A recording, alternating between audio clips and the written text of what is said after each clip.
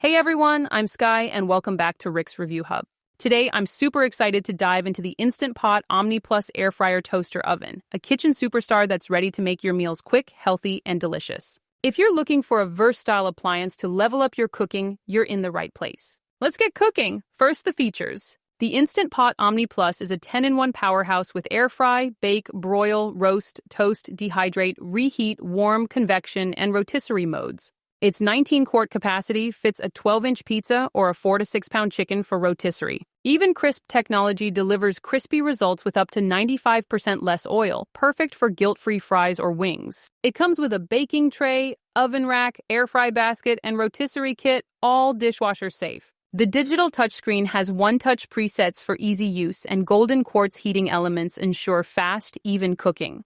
You can also check out the Instant Pot app for recipe ideas. Now, pros and cons. The pros are fantastic. The 10 cooking modes make it incredibly versatile, replacing multiple appliances. It cooks fast, saves energy compared to a full oven, and the large capacity is great for families. The touchscreen is intuitive and cleanup is easy with dishwasher-safe parts. On the downside, it's bulky, so you'll need counter space.